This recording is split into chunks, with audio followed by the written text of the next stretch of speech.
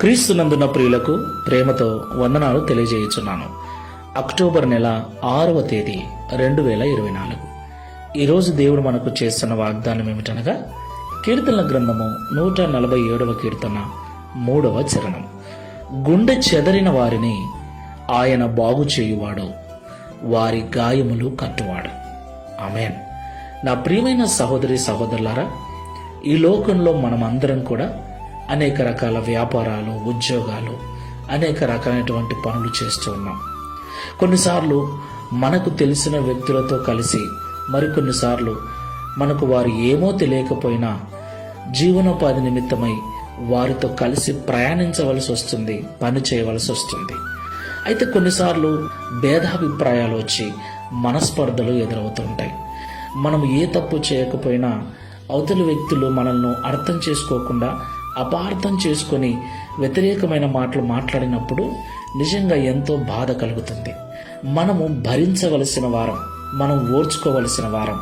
అయితే కొన్నిసార్లు ఓర్చుకోలేనంత పరిస్థితికి వెళ్ళిపోతాం, కొన్నిసార్లు కృంగిపోతాం, గాయమైపోతుంది, చాలా బాధేస్తుంది.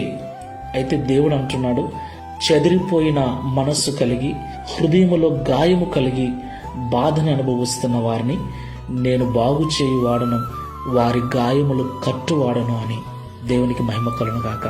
అవును ప్రియులారా, మన దేవుడు గుండె చెదరిన వారిని బాగు చేయువాడు, హృదయానికైన గాయములను, శరీరములకైన గాయములను కట్టువాడు, బాగు చేయువాడు.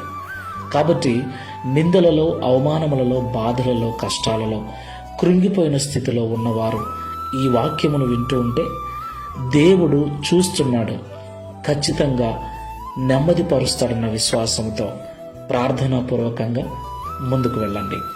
కృపా సత్య సంపూర్ణమైన తండ్రి, పరిశుద్ధుడా, మీకు వందనాలు చెల్లిస్తున్నాం. అవును తండ్రి, కొన్నిసార్లు మా తప్పు ఏమీ లేకపోయినా, మేము ఏమి అనకపోయినా, మేము చేసింది మంచి అయినప్పటికీ వ్యతిరేకమైన మాటలను, వ్యతిరేకమైన నిందలను, అవమానాలను భరించవలసి వస్తుంది. ఏ తప్పు చేయకపోయినా మమ్మల్ని అంటూ ఉన్నప్పుడు వారి మాటలు మా హృదయాన్ని గాయపరుస్తూ ఉన్నాయి, మా గుండెలు పిండేస్తూ ఉన్నాయి. కొన్నిసార్లు జరగరాని సంఘటనలు అయిన వారిని పోగొట్టుకున్న కారణాన్ని బట్టి, కుటుంబంలో కొరతలను బట్టి, ఇబ్బందులను బట్టి కృంగిపోయిన స్థితిలో ఉంటున్నాం. అయితే నీ బిడ్డలుగా ఉంటున్న మమ్మలను మీరు చూస్తున్నారని, గుండె చెదిరిపోయిన స్థితి నుండి మమ్మల్ని బాగు చేసి మా శరీరములకు, మా హృదయములకు, మా మనస్సుకైన గాయములను మీరు కట్టువారని ఈ ఉదయకాల సమయంలో మాతో మాట్లాడినందుకు స్తోత్రాలు. ప్రియ తండ్రి, ఏమాత్రము వ్యతిరేకమైన ఆలోచనలు చేయక కొంతమంది పిరికితనముతో ఆత్మహత్యలకు పాల్పడుతున్నారు.